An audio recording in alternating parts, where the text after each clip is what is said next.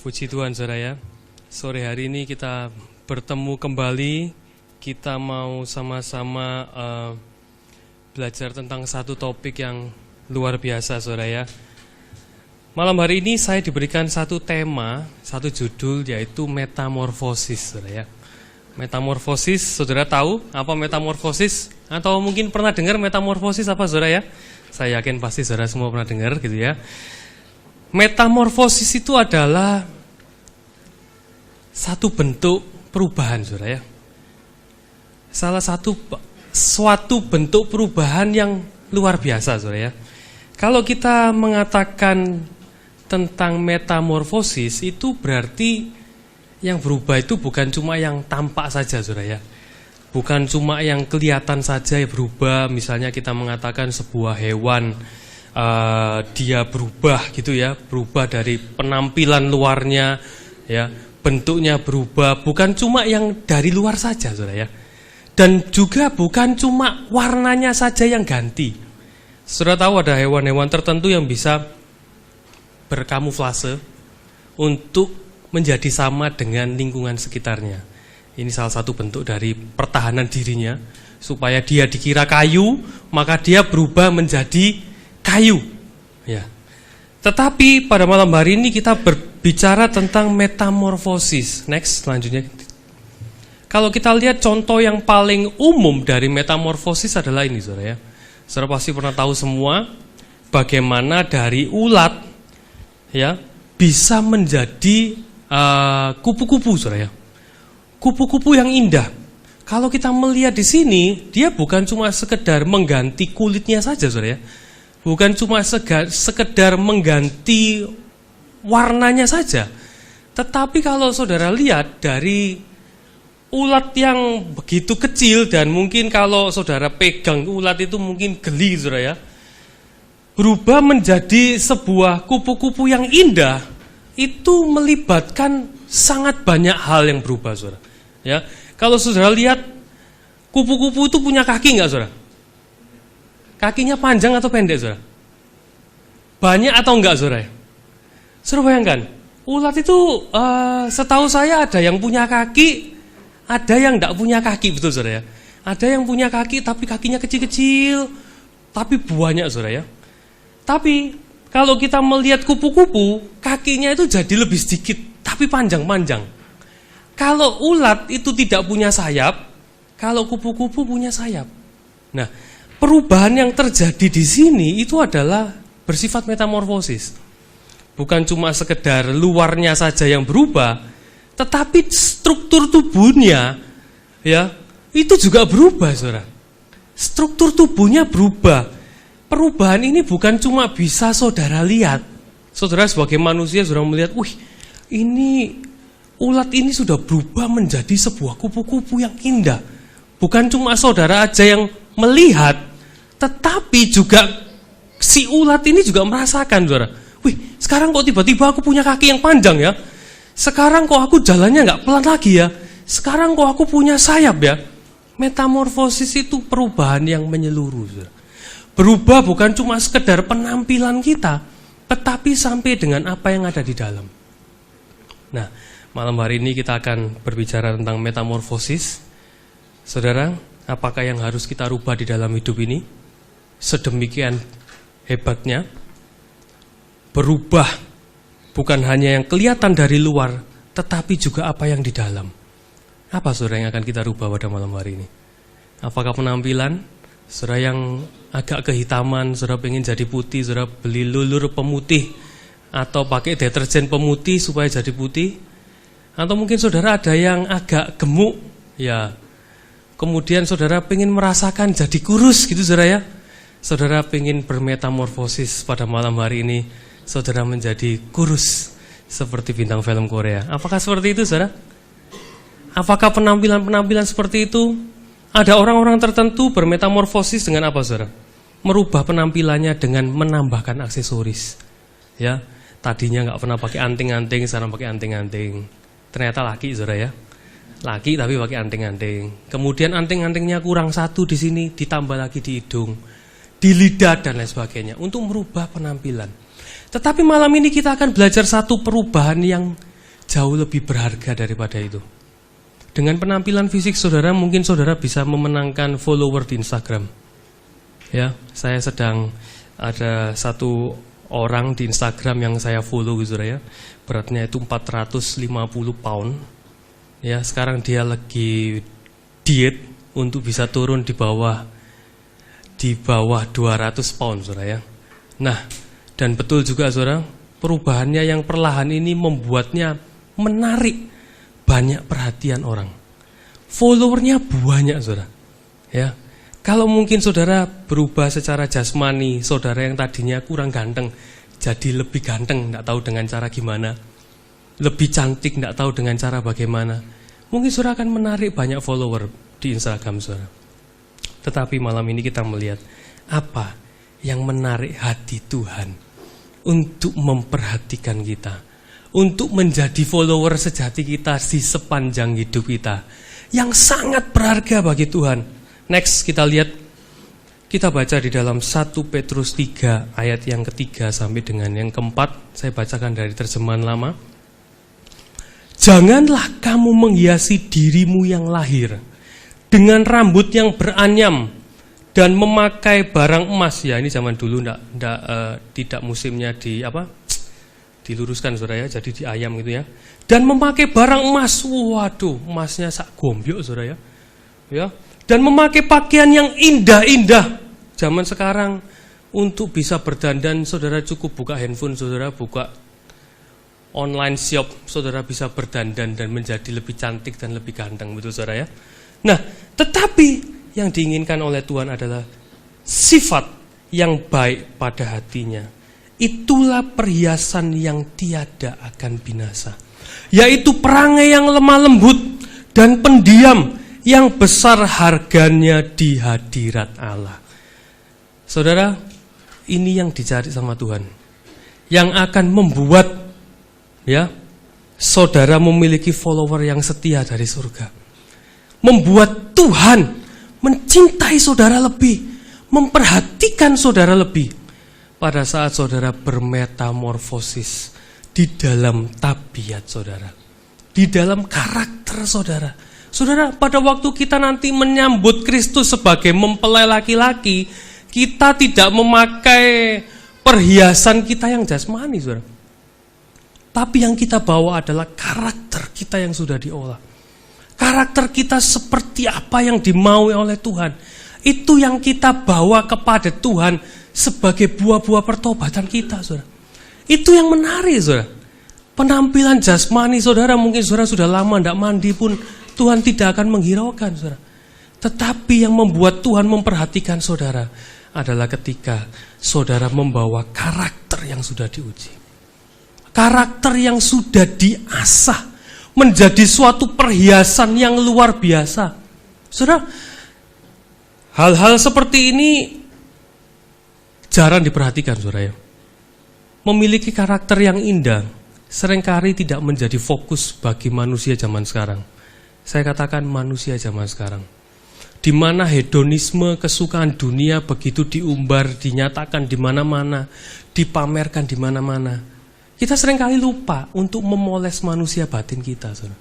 Kita lebih cenderung ingat untuk memoles keadaan jasmani kita. Gimana caranya bisa tampil di Instagram sewah mungkin. Segala daya upaya dicurahkan. Bagaimana supaya aku jadi orang yang terkenal. Saya nggak tahu rasanya, saudara ya. Saya punya Instagram, cuma ya follower saya sedikit. Cuma saya juga nggak ngerti apakah yang dirasakan oleh orang-orang yang followernya banyak. Apakah itu menjadikan dia agak gemetar-gemetar gitu, saudara ya, karena sukacita gitu, saudara ya. Atau apa, saya nggak tahu, saudara ya. Kesukaan apa yang didapat? Ya, mungkin kadang kita seringkali fokus terhadap apa yang membuat kita menjadi terkenal, membuat kita menjadi sukses secara jasmani. Tetapi kita lupa, saudara, bahwa perhiasan yang dilihat Tuhan bukan itu, saudara. Tuhan tidak lihat follower kita, tidak lihat jumlah friends kita, tetapi Tuhan melihat apa yang indah di dalam hati kita, di dalam batin kita. Malam ini kita akan belajar tentang bagaimana metamorfosis di dalam karakter kita. Sebelum saya lanjutkan, saya pengen semua saudara, mungkin saudara punya kertas atau mungkin saudara keluarkan handphone saudara. Sepanjang khotbah ini saudara bukan cuma sekedar dengar firman Tuhan, tapi coba saudara keluarkan handphone atau catatan apapun saudara mulai catat. Kira-kira karakter buruk apa yang ada di dalam diri saudara? Jujur saudara ya. Saudara mulai catat semua, saudara ingat-ingat. Kalau kita tidak pernah tahu karakter buruk kita apa, kita tidak akan pernah bisa berubah. Kalau kita tidak pernah mengkoreksi karakter buruk kita tidak akan pernah tahu. Dan kita tidak akan pernah berubah. Jadi, sepanjang khotbah ini, saya mengizinkan saudara untuk nulis-nulis hal itu. Saudara cari tahu, saudara ingat-ingat. Misalnya teman saudara pernah menghina saudara apa? Kamu itu males. Catat saudara. Oh yo, aku mungkin males. Menurutku mungkin tidak males. Tapi temanku melihat aku males. Catat saudara. Mungkin mama saudara pernah bilang, kamu kemprok, gak tahu mandi. Catat saudara. Ya, mungkin saudara merasa teman saudara yang berkata, wah kamu itu betul-betul orang yang cuek ya, tidak peduli sama orang lain. Catat, entah itu saudara rasa benar atau tidak, urusan belakang saudara. Yang penting sekarang catat dulu semua daftar karakter buruk saudara. Ya, semua daftar karakter buruk saudara catat. Ya, kita akan melihat semua karakter itu akan dirubahkan oleh Tuhan. Amin saudara. Kita akan bermetamorfosis menjadi sesuatu yang luar biasa. Kita akan memiliki karakter yang seperti tadi saya katakan. Bukan cuma kita aja yang rasakan. Bukan cuma kita aja yang rasakan. Iya ya, aku sekarang kok lebih tenang ya. Aku lebih punya damai sejahtera ya. Aku lebih tidak spontanitas ya. Aku lebih tidak vokal dan membuat keruh suasana di tempat aku ada. Aku membawa damai saudara. Bukan cuma saudara saja yang merasakan, orang-orang di sekeliling saudara akan juga merasakan dan mengapresiasi saudara. Dan bukan cuma sampai berhenti di situ saja, tetapi juga Tuhan akan melihat dan Tuhan akan lebih mengasihi saudara. Saudara, sebelumnya kita akan melihat saudara. Next, tentang karakter. Karakter itu apa sih saudara? Ya, kalau di dalam bahasa Yunani, karakter itu artinya melekat erat. Ya. Saya ambil gambar sebuah pohon ya di situ. Kalau saudara lihat pohon itu, di situ saya ada torehan namanya orang, saudara. Ya. Dan torehan itu tidak akan hilang, saudara. Ya. Sampai bertahun-tahun, sampai kapanpun tidak akan hilang. Demikian juga dengan karakter. Karakter itu adalah sifat yang melekat, yang menjadi penanda siapa saudara. Yang menandai saudara itu adalah karakter saudara. Melekat erat. Orang akan bisa mengatakan si A itu adalah pemalas. Si B itu adalah orang yang sombong. Si C itu adalah orang yang mudah tersinggung. Itu adalah cap-cap atau label yang akan diberikan kepada saudara. Sifat saudara.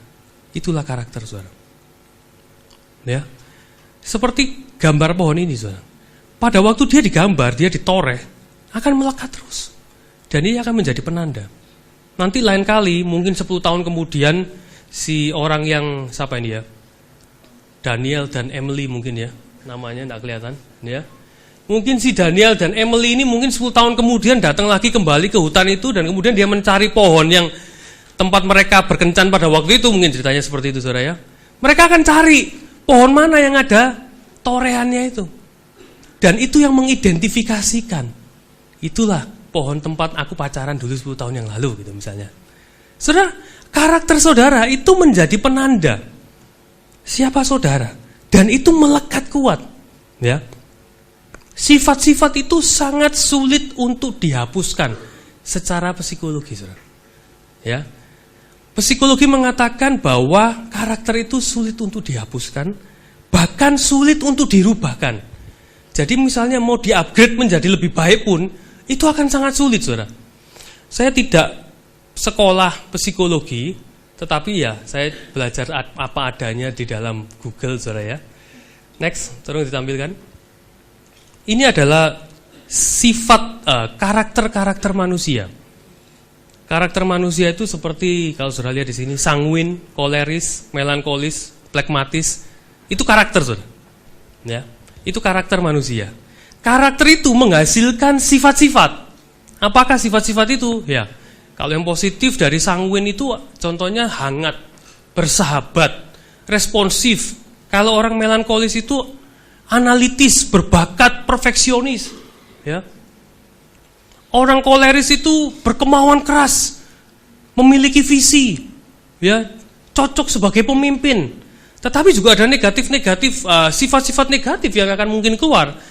Contohnya orang koleris itu dingin, kejam, ceroboh, dominan, pemarah, sarkastis, cepat puas diri, sulit mengampuni, dan lain sebagainya. Ya, saudara, kalau saudara melihat karakter-karakter ini, saudara lihat, lalu saudara bandingkan dengan diri saudara. Kira-kira kalau saudara punya sifat-sifat seperti ini, gampang enggak berubah, saudara? Ya, kalau misalnya saudara tipikal orang melankolis, saudara, ya, pada waktu saudara menghadapi masalah, kemudian saudara menjadi seorang yang pemurung, susah terus, gampang enggak saudara ngerubahnya? Gampang enggak? Ini sesuatu yang sulit, secara psikologi mengatakan akan sangat sulit. Tidak mudah untuk seseorang bisa merubah karakternya. Bahkan membuatnya menjadi lebih baik pun itu sulit. Kenapa, saudara? Pertama, memang selain dari dirinya sendiri, tubuh manusia ini juga memberikan dampak, saudara. Salah satu contoh seperti ini, ada penelitian yang menceritakan bahwa orang koleris itu lebih temperamen, saudara, ya, lebih ekspresif. Karena apa? Ternyata dia bisa menghasilkan tubuhnya, menghasilkan empedu kuning dalam jumlah lebih banyak. Saya belum pernah ngetes, tapi katanya seperti itu. Jadi tubuhnya sendiri ini menghasilkan empedu kuning lebih banyak. Dan saya baru tahu juga kalau empedu kuning itu ternyata membuat seseorang menjadi lebih agresif seperti itu, saudara, ya. Membuat orang menjadi seperti koleris, saudara, ya. Jadi akhirnya apa? Itu adalah kondisi fisik kita. Seringkali manusia mengatakan, aku nggak bisa berubah. Ya dari dulu sampai sekarang dan selamanya, aku akan tetap seperti ini. Ini sifatku, ini karakterku. Bukan cuma sekedar kemauanku saja, tetapi tubuhku pun mendukungku untuk menjadi seperti ini. Ya, jadi tidak bisa dirubah. Tabiat itu diperbaiki pun tidak bisa. Menjadi lebih baik pun tidak bisa. Secara dunia, itulah identitas saudara. Ya. Next, kita melihat saudara. Apa yang dikatakan oleh Alkitab, saudara? Apa yang dikatakan oleh firman Tuhan di dalam Kejadian 1 ayat 21? Saya ambil dari terjemahan lama. Ya, saya bacakan. Maka dijadikan Allah akan ikan raya yang besar-besar dan segala binatang sulur-menyulur yang mengeriak dalam air itu tiap-tiap dengan tabiatnya. Dan segala unggas yang bersayap dengan tabiatnya. Tetapi yang terakhir dikatakan, maka dilihat Allah itu baiklah adanya. Saudara, Allah itu memang menciptakan tabiat saudara dari awalnya. Pada waktu Tuhan menciptakan manusia, pada waktu Tuhan menciptakan hewan, itu beserta dengan tabiatnya masing-masing. Ya. Jadi memang dari awal Tuhan menciptakan saudara seperti ini. Dengan segala sifat-sifat dan juga semua hewan-hewan yang ada di dalam dunia. Saudara, tetapi Tuhan menciptakannya dalam keadaan yang baik. Kalau boleh saya bayangkan, saudara, ya, mungkin bisa mundur satu slide. Mundur satu slide. Pada waktu Tuhan menciptakan kita di awal, menciptakan Adam dan Hawa, mungkin sudah ada karakter-karakter ini, saudara, ya. Tetapi mungkin yang ada mungkin cuma bagian yang positif aja, saudara, ya. Yang di dalam lingkaran mungkin nggak ada, mungkin, saudara, ya. Tidak muncul. Tetapi pada waktu manusia jatuh di dalam dosa, manusia mulai terkontaminasi, dosa masuk di dalam hidup manusia, mulailah hal-hal yang negatif itu muncul. Sifat-sifat yang buruk, karakter-karakter yang buruk itu mulai muncul di dalam diri kita. Next. Lanjut satu lagi. Kita melihat, saudara. karakter ini menjadi dasar dari segala sesuatu. Kalau kita lihat karakter tadi dikatakan ada sanguin, koleris, dan lain sebagainya, itu menghasilkan sifat-sifat. Next. Nah, sifat-sifat tadi akan muncul di dalam hidup kita karena kita memiliki karakter. Nah, pada saat sifat-sifat itu muncul, baik yang negatif dan juga yang positif, maka itu akan masuk di dalam gerbang pertama di dalam tindakan kita. Next. Yaitu pikiran kita. Masuk di dalam otak kita. Segala dorongan-dorongan, sifat-sifat nature kita, alamiah kita ini akan masuk ke dalam pikiran kita. Sebelum kemudian next menjadi perkataan dan kemudian next menjadi perbuatan kita. Nah, kalau kita lihat di sini, saudara, sifat itu menggambarkan apa, saudara? Next. Sifat itu menceritakan tentang keinginan daging kita. Kita baca di dalam Galatia 6 ayat yang ke-17, ya. Saya bacakan, sebab keinginan daging berlawanan dengan keinginan roh, dan keinginan roh berlawanan dengan keinginan daging. Karena keduanya bertentangan sehingga kamu setiap kali tidak melakukan apa yang kamu kehendaki.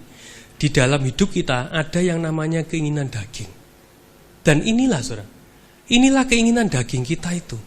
Sifat-sifat yang muncul dari akibat daging kita, sifat-sifat yang muncul, sifat-sifat baik itu pemarah, ya, baik itu tidak mudah mengampuni, sifat-sifat yang membuat kita macam-macam, saudara, ya. Nah, itu yang muncul di dalam hidup kita, dan itu adalah keinginan daging kita, saudara. Kalau saya tanya, apakah sifat negatif kita itu dosa? Kalau saya di dalam hati saya, di dalam hidup saya punya sifat orang yang sulit mengampuni. Apakah saya sudah berdosa? Apakah saya sudah berdosa? Saya punya sifat sebagai seorang pemarah. Saya sifatnya pemarah. Apakah saya berdosa? Sudah berdosa? Belum berdosa. Keinginan daging itu belum membuat kita berdosa. Tetapi yang selanjutnya harus kita lakukan, itulah yang harus kita perhatikan. Yaitu pada saat dorongan-dorongan itu masuk ke dalam pikiran kita dan mulai terbentuk pola-pola berpikir, cara-cara berpikir. Saudara, itu muncul, cara berpikir kita itu muncul dari sifat-sifat kita. Muncul dari karakter kita, pribadi kita. Pada saat pribadi kita menjadi semakin kuat, dorongan-dorongan keinginan dosa tadi, keinginan daging itu akan masuk dalam pikiran kita. Pikiran kita akan mengolah. Nah, di dalam pikiran inilah, next, kita bisa melakukan perbuatan daging dan dosa. Semua dimulai dari pikiran kita. Pada saat kita mulai berpikir, pada saat kita mulai mementingkan diri sendiri, pada waktu kita cuma melihat apa yang baik untuk diri kita sendiri, cara berpikir kita juga akan berubah. Cara berpikir kita akan membuat kita menjadi orang yang egois, akan membuat kita menjadi orang yang tidak peduli dengan orang lain. Nah, pada saat dorongan egois itu naik ke dalam pikiran kita, disinilah waktunya kita untuk mengkoreksi, waktunya kita untuk mengendalikan, sebelum kemudian menjadi perkataan dan perbuatan kita. Saudara, perlu kita memperhatikan sejak dari pikiran kita. Next, kita mau melihat, saudara, karakter kita ini di dalam tubuh kita itu di mana letaknya, saudara, ya. Karakter kita ini, saudara, ya. Kalau kita melihat pada waktu manusia diciptakan, ya, manusia diciptakan dari debu dan tanah, dan dari hembusan roh Allah. Jadi ada dua hal di dalam hidup kita, yaitu debu, tanah yang membentuk tubuh kita, dan roh Allah yang memberikan hidup kepada kita. Kalau kita lihat, saya punya lingkaran ini adalah gambaran dari tubuh kita. Ya. Pada waktu Tuhan mengembusi dengan rohnya, apa yang terjadi? Next. Nah, maka akan muncul roh kita, saudara. Roh kita akan masuk di dalam tubuh kita. Dan pada waktu roh kita masuk di dalam tubuh kita, akan timbul yang namanya jiwa. Ya, jiwa itu bersatu dengan tubuh kita dan membuat tubuh yang mati itu menjadi hidup. Saya pernah lihat film Frankenstein, saudara ya.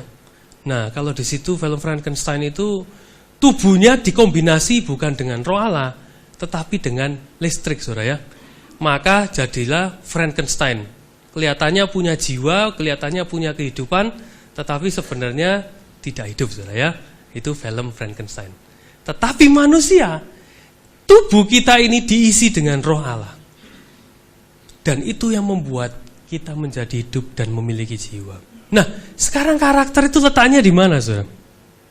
Kalau tadi kita baca di dalam Galatia, kita memiliki dua keinginan yang berbeda. Keinginan roh dan keinginan daging. Seolah-olah kita ini punya kepribadian ganda, betul nggak, saudara? Ada saudara yang pernah mempertanyakan ayat ini? Loh, emangnya aku punya kepribadian ganda? Yang satu kepingin gini, yang satu kepingin gitu. Betul, saudara? Ternyata hampir betul, saudara ya. Ternyata memang ada dua keinginan di dalam hidup kita. Roh kita ini memiliki keinginan, saudara. Karena dia berasal dari Allah, keinginannya cuma segala sesuatu yang dari Allah. Sesuatu yang dari surga, sesuatu yang dari kekekalan, kebenaran firman Tuhan, bersekutu dengan Tuhan. Itu semua adalah keinginan roh. Saudara, bagaimana cara membedakan keinginan roh dengan keinginan tubuh kita? Bedanya di arahnya, saudara. Kalau misalnya saudara datang ke gereja, saudara ya, kemudian saudara sebelum datang ke gereja, saudara tahu saudara akan datang ke KAP ya dari dulu sampai sekarang dan mungkin tidak tahu sampai kapan KAP akan tetap ada di sini, saudara ya. Betul ya? Tetap ada di sini dengan lampu yang 1, 2, 3, 4, 5, 6, oke. Kursinya modelnya seperti ini, song leadernya ya kurang lebih ini, itu, dan lain sebagainya. Tidak ada lebih. Tetapi pada waktu saudara datang ke gereja, pada waktu saudara mempersiapkan hati saudara, saudara bersuka cita di dalam hati saudara. Karena saudara merasa aku hari ini akan dapat berkat sesuatu dari Tuhan. Aku akan mendapatkan jamahan Tuhan. Aku akan mendengar sesuatu lagi dari Tuhan. Itu yang berbicara bukan keinginan jiwa saudara, tetapi itu adalah roh saudara. Tetapi pada waktu saudara datang ke gereja, kemudian saudara berpikir di dalam hati saudara, wih, hari ini aku bakal ketemu si dia. Oh, begitu cantiknya. Aku kalau ngintip dari pinggir, mungkin saudara yang sebelah sini, saudara ya, ngintip yang dari sebelah sana, saudara ya. Ya, mungkin saudara yang di sebelah sini ngintip yang di sini gitu ya. Wah, kelihatan dari pinggir. Idolaku itu cantik banget. Dan itu menjadi motivasi saudara, menjadi sesuatu yang menggetarkan hati saudara pada waktu saudara ke gereja. Ya, itu adalah keinginan jiwa saudara. Keinginan dari daging saudara, keinginan dari tubuh saudara. Ya. Kita mesti bisa membedakan saudara. Ya. Jadi keinginan roh itu pasti segala sesuatu yang dari Tuhan. Bahkan mungkin pada saat saudara menghadapi masalah, pada saat saudara menghadapi sesuatu yang tidak enak, sesuatu yang mendesak jasmani saudara, tetapi saudara punya kerinduan untuk bersekutu dengan Tuhan. Kerinduan itu adalah berasal dari roh saudara. Ya, seperti dikatakan di dalam Mazmur 42 ayat yang kedua, Daud mengatakan betapa dia begitu rindu untuk merindukan Tuhan seperti rusa merindukan air. Itu bukan keinginan hatinya secara manusia yang mengatakan, tetapi rohnya. Nah, karakter itu bertumbuh di dalam jiwa kita, bukan di dalam roh kita. Karakter itu menjadi pribadi yang lain lagi selain dari roh kita. Jadi keinginan yang muncul itu adalah keinginan yang muncul dari jiwa kita dan keinginan yang muncul dari roh kita. Saudara, itulah sebabnya kita selalu punya dua keinginan yang berbeda. Rasanya kita selalu bertentangan. Satu segi aku ingin menyenangkan Tuhan, satu segi aku ingin menyenangkan dagingku. Karena ini, saudara. Kemudian kita lihat, saudara. Kalau gitu kita sudah mempelajari semua tentang karakter, apakah mungkin manusia bisa berubah? jiwa itu melekat erat dengan tubuh. Mood saudara tergantung dengan tubuh saudara, betul saudara? Kalau saudara lagi capek, saudara lebih mudah marah, betul? Saudara capek, saudara lebih mudah menjadi susah, betul? Saudara dalam keadaan kecepit, saudara merasa tidak enak, saudara akan lebih mudah untuk mementingkan diri saudara, betul?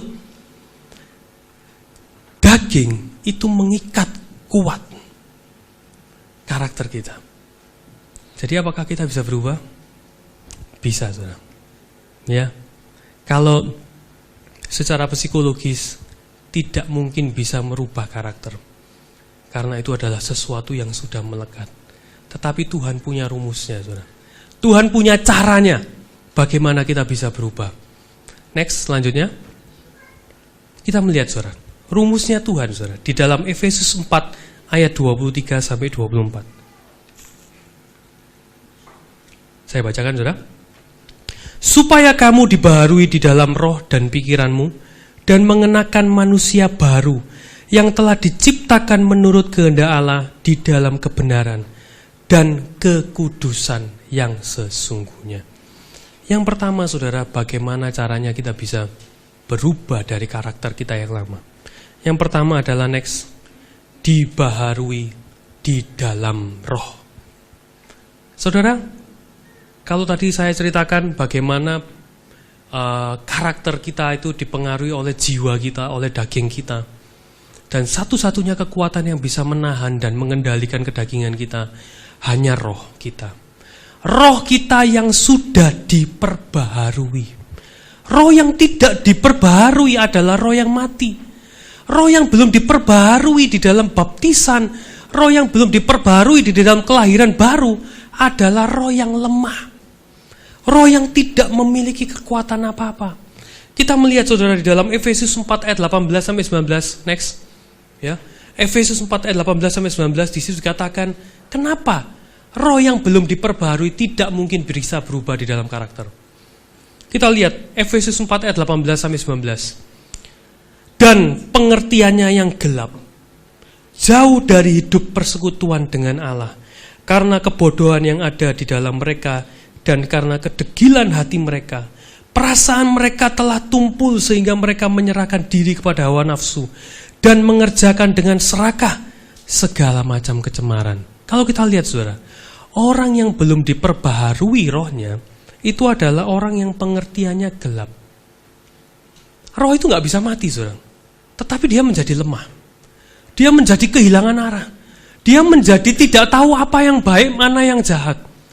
Saudara, kalau saudara melihat akhir-akhir ini, saudara, ya, saya melihat banyak orang-orang yang menjadi gelap pengertiannya. Bukan pengertian jasmaninya, saudara, tetapi pengertian rohnya.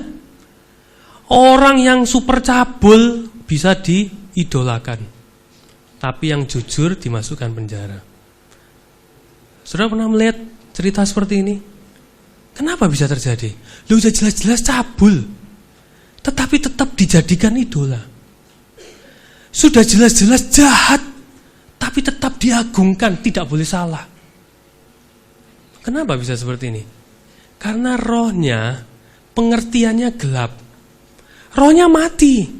Dia tidak ada hubungan dengan Tuhan. Dia tidak bisa lagi mengetahui mana yang baik, mana yang salah, mulai dari dalam rohnya. Saudara, orang-orang seperti ini sudah tidak lagi punya hati nurani yang baik. Orang seperti ini bisa ngebom, mati banyak orang, dan dia merasa dia masuk surga disambut bidadari. Orang-orang seperti ini, yang sudah tidak punya, tidak mengerti apa yang dilakukan benar atau tidak. Jadi orang yang belum diperbaharui rohnya, tidak mungkin berubah dari karakter yang lama. Dan next dikatakan, orang yang jauh dari hidup persekutuan dengan Allah. Yohanes 15 ayat mengatakan jelas, kita tidak mungkin berbuat segala sesuatu tanpa Allah. Kalau kita tidak dekat dengan Tuhan, tidak mungkin kita bisa berbuat segala sesuatu, termasuk menghasilkan karakter yang baik. Tuhan itu adalah sumber kebaikan, sumber kuasa yang akan melengkapi kita untuk kita bisa berubah. Tanpa kita bersekutu dengan Tuhan, itu sesuatu yang mustahil. Dan kemudian yang terakhir dikatakan, perasaan mereka telah tumpul sehingga mereka menyerahkan diri kepada hawa nafsu. Saudara, kalau orang sudah tumpul perasaan hatinya, apa aja dilakukan. Dia tidak akan pernah merasa bersalah. Saudara, pada titik ini saya ingin mengajak saudara untuk mengkoreksi diri kita masing-masing.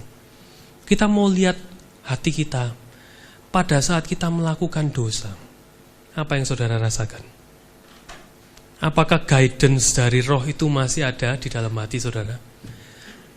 Apakah suara hati itu masih berbicara dalam hati saudara? Kadang saudara, kita melakukan sesuatu yang kita rasa benar. Secara logika, aku benar.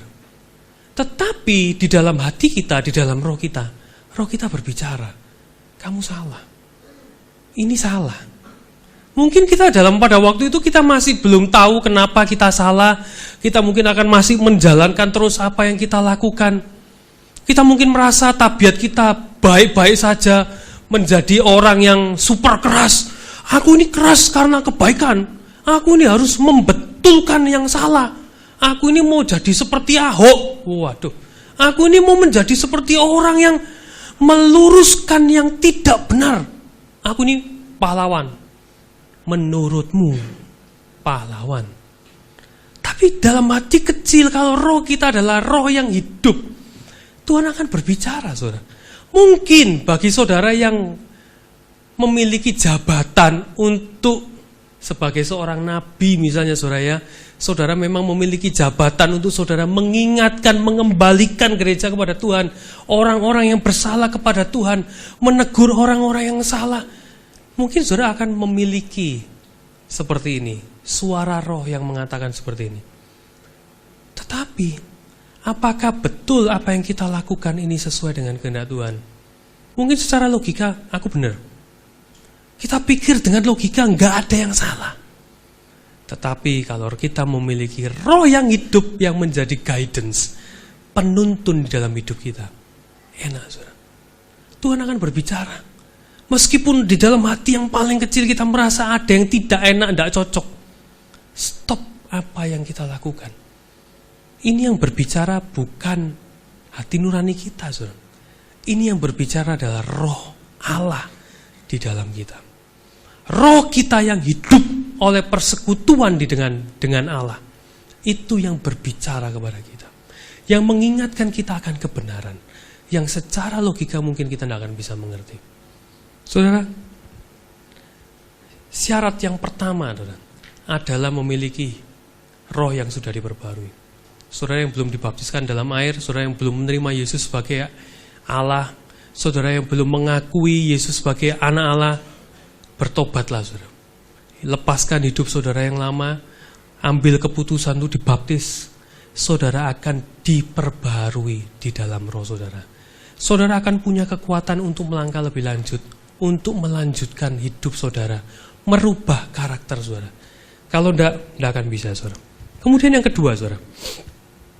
Yang kedua, selain di dalam roh kita harus diperbarui. Yang kedua adalah betul. Dibaharui di dalam pikiranmu. Kita baca di dalam Roma 12, saudara. Ya. Roma 12 ayat yang kedua. Saya bacakan. Janganlah kamu menjadi serupa dengan dunia ini, tetapi berubahlah oleh pembaharuan budimu. Pembaharuan karakter kita itu dimulai dari pembaharuan roh dan diteruskan dengan pembaharuan pikiran kita. Pembaharuan pikiran kita. Di sini dikatakan kalau pikiran kita berubah, bukan menjadi gendeng saudara ya, berubah sesuai dengan kehendak Allah, karakter kita pun juga akan berubah. Ada satu pernyataan quote saudara dari satu orang. Next, ya. Di sini saya tuliskan saudara ya, mungkin kelihatan saudara, ya. Ada seorang CEO yang terkenal dari sebuah supermarket yang besar di Amerika. Dia memberikan sebuah quotes yang cukup menarik. Saya translatekan saudara ya. Perhatikan pikiranmu, karena pikiranmu akan menjadi perkataanmu.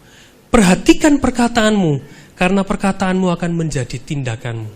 Perhatikan tindakanmu, karena tindakanmu akan menjadi kebiasaanmu. Perhatikan kebiasaanmu, karena kebiasaanmu akan menjadi karaktermu. Perhatikan karaktermu, karena karaktermu akan menjadi nasibmu, menjadi masa depanmu. Jadi, apa yang kita pikirkan, saudara? Kalau kita tidak menjaga dengan baik, kalau kita tidak memperhatikan dengan baik, segala apa yang berkembang di dalam pikiran kita ini, itu akan menjadikan masa depan kita, saudara. Kalau pikiran kita jahat, kita akan menjadi orang yang jahat. Kalau pikiran kita baik, kita akan menjadi orang yang baik. Kalau pikiran kita positif, pikiran kita sesuai dengan kehendak Tuhan, berjalan dengan Tuhan, hidup kita akan berjalan bersama dengan Tuhan. Dan kemenangan-kemenangan bersama dengan Tuhan itu yang akan menjadi masa depan kita. Saudara, semua dimulai dari pikiran kita.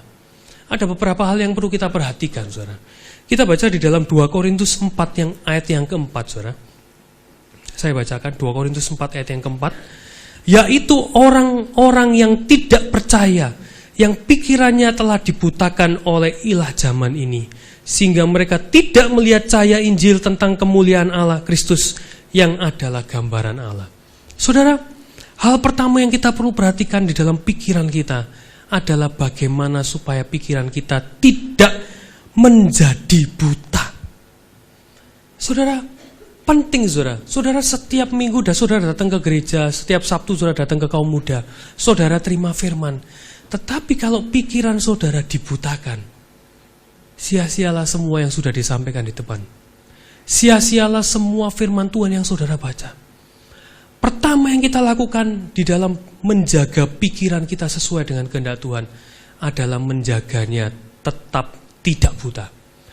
Menjaganya untuk dapat melihat kebenaran firman Tuhan.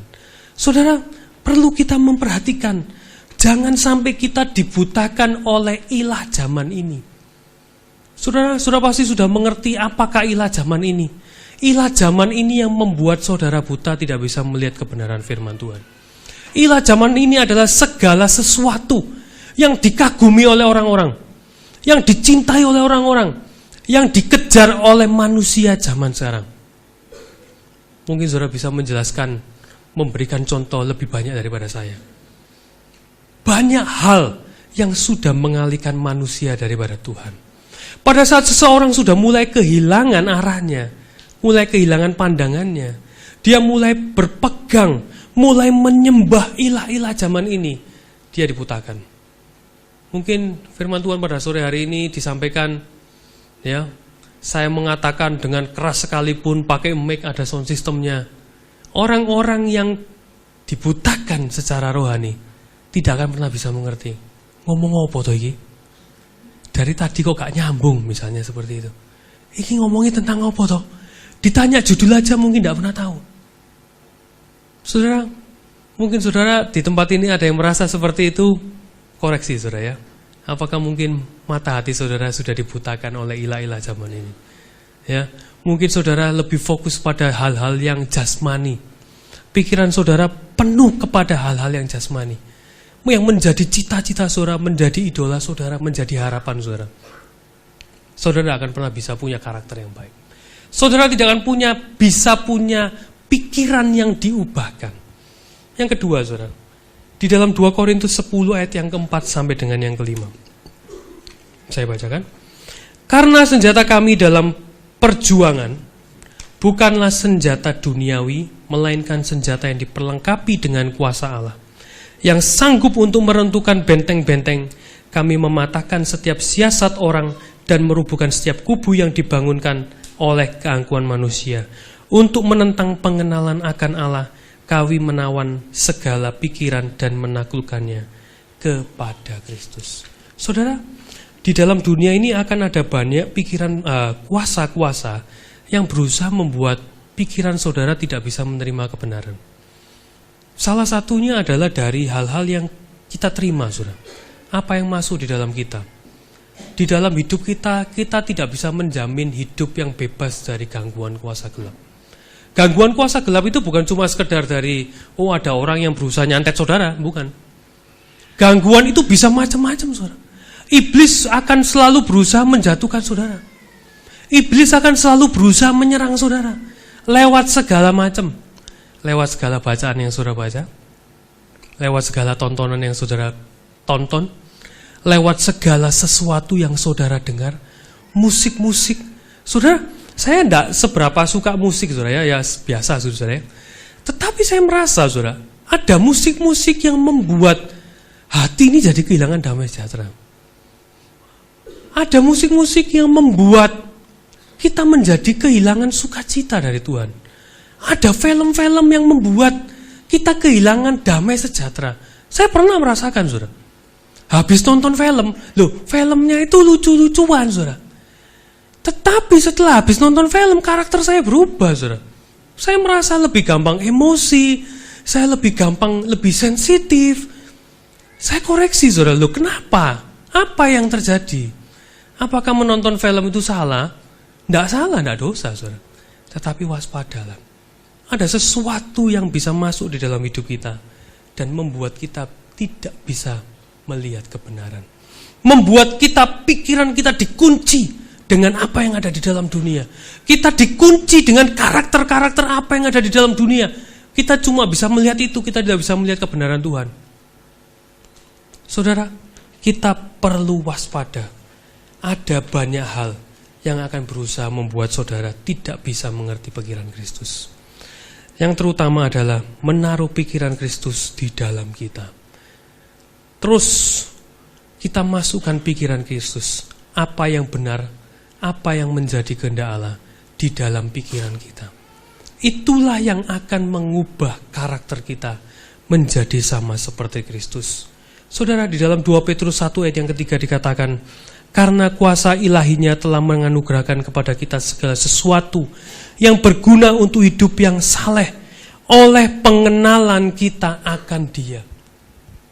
Seberapa banyak saudara mengenal Tuhan Yesus, seberapa banyak saudara diubahkan di dalam karakter saudara. Semakin saudara mengenal Yesus, semakin saudara diubahkan seperti Kristus. Saudara, pengubahan karakter, metamorfosis karakter tidak bisa terjadi dengan kekuatan kita sendiri, tetapi dengan kuasa Allah, dengan hikmat, dengan pikiran-pikiran dari Allah yang ditransferkan. Seolah-olah kalau kita tadi lihat bagaimana karakter itu terbentuk, karakter terbentuk dari tubuh kita secara genetik, itu aslinya kita seperti itu saudara ya. Dengan firman Tuhan kita memprogram ulang saudara. Kita memprogram ulang karakter kita. Saudara, untuk orang yang emosional, untuk menjadi orang yang kalem, itu sulit, saudara. Itu sangat sulit, saudara.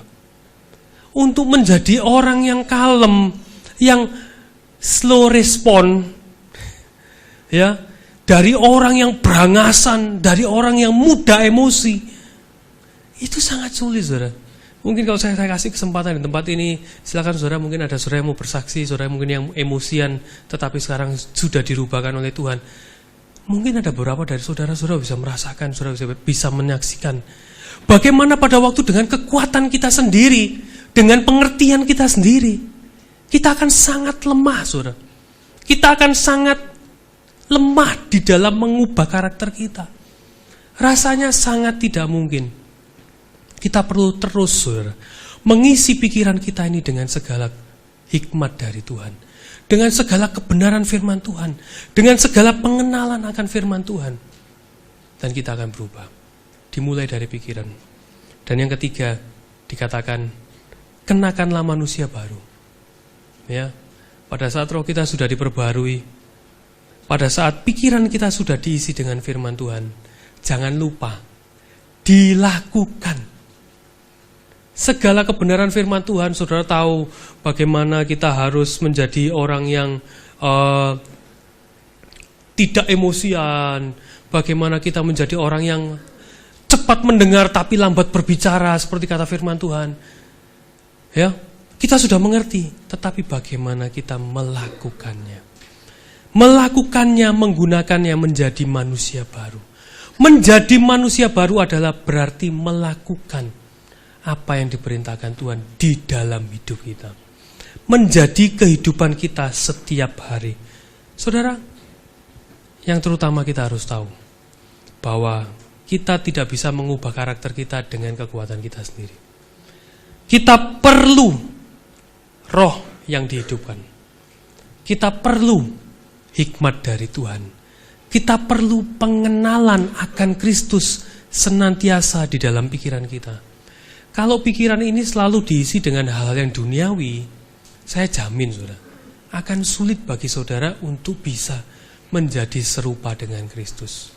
Akan sulit bagi saudara untuk menjadi seperti yang Tuhan mau. Dan yang ketiga adalah dengan kuasa Allah. Jangan menggunakan kekuatan sendiri. Kalau saudara menggunakan kekuatan sendiri, stres saudara. Tetapi biarlah Tuhan dengan kuasanya itu menganugerahkan kepada kita segala sesuatu yang berguna untuk hidup yang saleh. Saudara, di akhir khotbah ini saya undang saudara untuk bangkit berdiri semua. Saya undang song leader untuk maju ke depan. Saya rindukan setiap saudara bukan cuma mendengarkan firman Tuhan pada malam hari ini, tapi saya rindu setiap saudara untuk kembali merenungkan. Yang tadi sudah saudara catat di dalam handphone saudara, di catatan saudara, ya. Saudara tunjukkan kepada Tuhan, saudara berikan kepada Tuhan, saudara mengakui kepada Tuhan, Tuhan, kalau aku berharap dengan kekuatanku, dengan hikmatku sendiri, selamanya karakter-karakter ini tidak akan pernah hilang dari hidupku. Selamanya hidupku tidak akan pernah menjadi lebih baik. Tetapi Tuhan, aku membutuhkan Engkau. Engkau adalah penjunan. Kita mau nyanyikan lagu tadi, saudara, bagaikan bejana di tangan penjunan. Kita mau mengatakan kepada Tuhan, kita mau menyampaikan kepada Tuhan, Tuhan, aku gak mampu. Aku gak bisa dengan kekuatanku sendiri. Karena aku bukan penjunan, aku cuma tanah liat. Bukan saudara penjunannya. Yang mampu membentuk saudara, mampu membentuk karakter saudara bukan diri saudara, hikmat saudara, kekuatan saudara, tetapi Tuhan.